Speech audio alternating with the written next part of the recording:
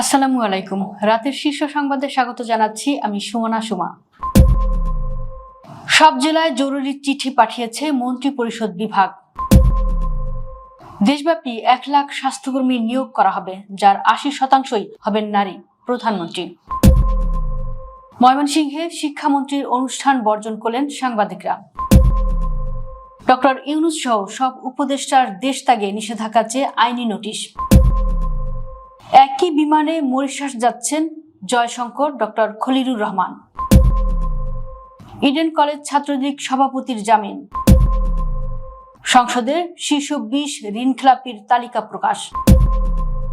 সচিবালয়ে 21 তলা ভবন নির্মাণ প্রকল্প একনেকে পাশ হয়নি, আগের প্রকল্প যাচাই কমিটি। কৃষকদের ঋণ মওকুফে 1567 কোটি টাকা বরাদ্দ। পর্যবেক্ষকদের প্রতিবেদনের ভিত্তিতে আইন সংস্কারের কথা ভাবছে ইসি। আওয়ামী লীগ ও অন্তর্বর্তী সরকারের ব্যর্থতায় হামের প্রাদুর্ভাব। স্বাস্থ্যমন্ত্রী। অটোপাসের দাবিতে জাতীয় বিশ্ববিদ্যালয় ভিসি অবরুদ্ধ। সাময়িক যুদ্ধবিরতির প্রস্তাব প্রত্যাখ্যান ইরানের। শুনছিলেন শিরোনাম, এবার বিস্তারিত। ব্যবসায়ীদের অনুরোধে সিদ্ধান্ত পরিবর্তন করে দোকানপাট খোলা রাখার সময় 1 ঘন্টা বাড়িয়েছে সরকার। সোমবার দেশের সব বিভাগীয় কমিশনার ও জেলা প্রশাসকদের কাছে চিঠি পাঠিয়েছে মন্ত্রী পরিষদ বিভাগ।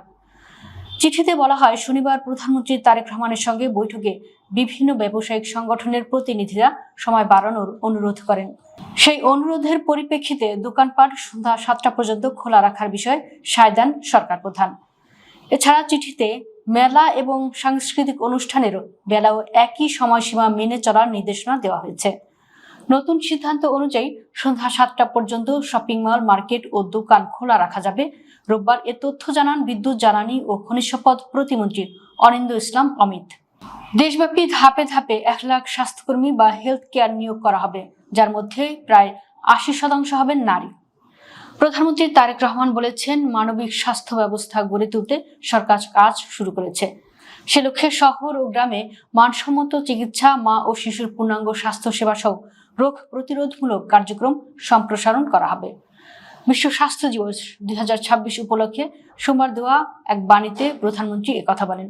7 এপ্রিল বিশ্বের অন্যান্য দেশের মতো বাংলাদেশেও বিশ্ব স্বাস্থ্য দিবস 2026 উদযাপিত হবে।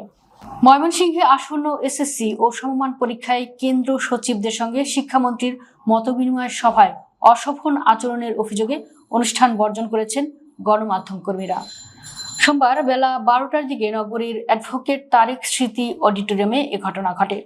উপস্থিত সাংবাদিকরা জানান, শিক্ষামন্ত্রীর মতবিনিময় সভার সংবাদ সংগ্রহের জন্য ক্যামেরা ও সকল প্রস্তুতি সম্পন্ন করা হয়। অনুষ্ঠানে শিক্ষামন্ত্রী ডক্টর আনম ও এহসানুল হক মিলন প্রবেশ করেন এবং বলেন, সাংবাদিকদের থাকার দরকার নেই, আপনারা চলে যান। সার্কিট হাউজের ডাক বাংলোতে সাংবাদিকদের সঙ্গে কথা বলবো। শিক্ষামন্ত্রীর এ কথা বলার পরেই উপস্থিত বেশ কয়েকজন শিক্ষক সাংবাদিকদের জোর করে ও ধাক্কা দিয়ে অডিটোরিয়াম থেকে বের করে দেন। কেউ কেউ ঘুষি মারতেও উদ্যত হন। এমত অবস্থায় শিক্ষামন্ত্রীর মতবিনিময় সভা বর্জন করেন সাংবাদিকরা। একটি বেসরকারি টিভির ময়মনসিংহ ব্যুরো প্রধান হারুন রশিদ বলেন, আমরা শিক্ষামন্ত্রীর অনুষ্ঠান কভারেজ করার দাওয়াত পেয়ে গিয়েছিলাম, অথচ শিক্ষামন্ত্রী অশোভন আচরণ করেন। এ সময় শিক্ষকরাও অশোভন আচরণ সহ মারমুখী আচরণ করলে সাংবাদিকরা অনুষ্ঠান বর্জন করেন। যারা মারমুখী আচরণ করছে তাদের শাস্তির আওতায় আনার দাবি জানাচ্ছি। সাবেক প্রধান উপদেষ্টা ডক্টর ইউনূস ও সাবেক সব উপদেষ্টা সহ 24 জনের দেশ ত্যাগে নিষেধাজ্ঞা দিতে সরকারের সংশ্লিষ্টদের প্রতি লিগ্যাল নোটিশ পাঠানো হয়েছে। আজ সোমবার সুপ্রিম কোর্টের আইনজীবী এম আশরাফুল ইসলাম এ নোটিশ পাঠান। হামের টিকাকে রাষ্ট্রীয় ব্যবস্থা থেকে বেসরকারি খাতে দেওয়ার সঙ্গে জড়িত থাকার অভিযোগ তুলে এ লিগ্যাল নোটিশ পাঠানো হয়। আইনি নোটিশের বিষয়টি নিজে ফেসবুক পোস্ট করে জানিয়েছেন আইনজীবী এম আশরাফুল ইসলাম।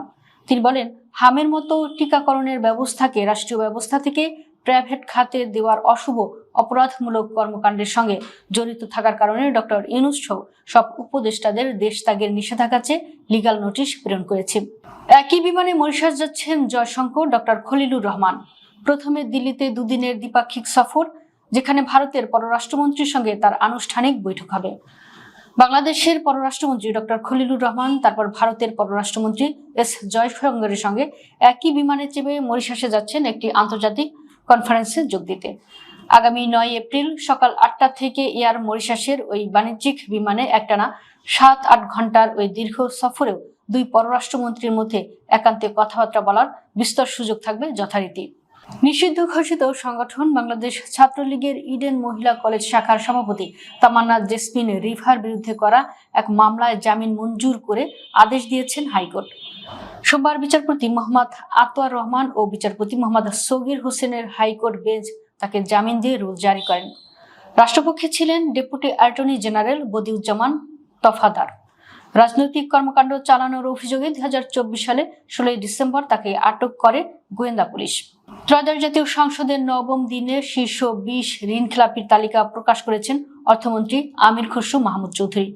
এসব কোম্পানির কাছে 2025 সালের 31 ডিসেম্বর পর্যন্ত মোট খেলাপি ঋণের পরিমাণ 5,44,831 কোটি 88 লাখ টাকা।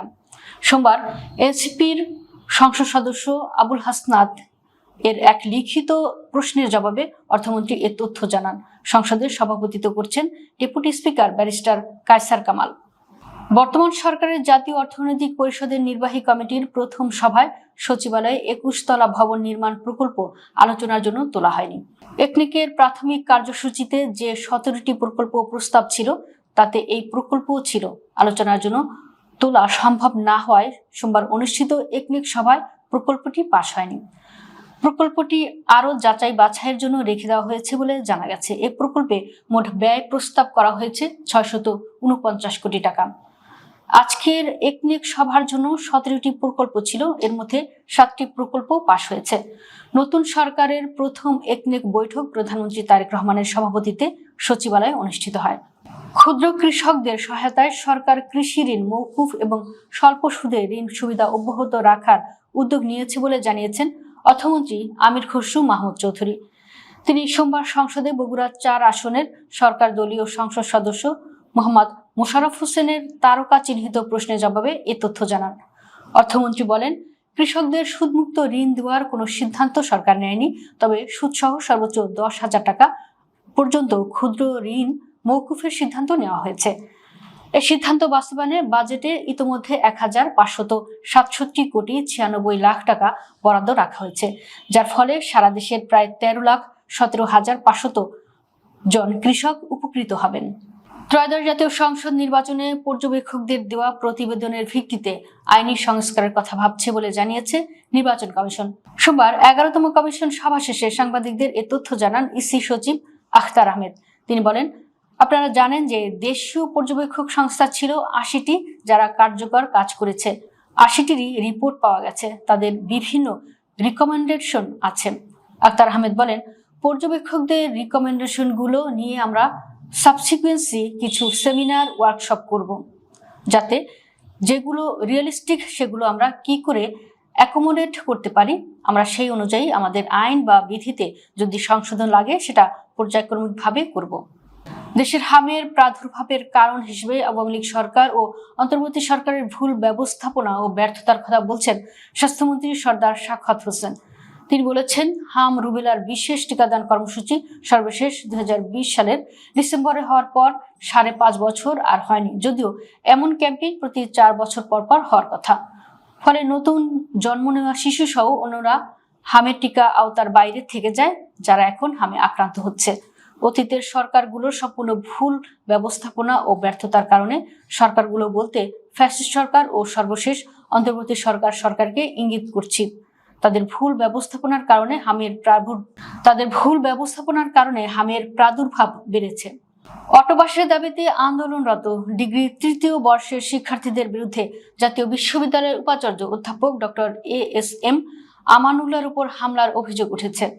এ সময় শিক্ষার্থীদের হামলায় বিশ্ববিদ্যালয়ের কর্মকর্তা কর্মচারী ও নিরাপত্তা কর্মী সহ অন্তত 10 জন এবং কর্মচারীদের হামলায় 25 জন শিক্ষার্থী আহত হয়েছেন।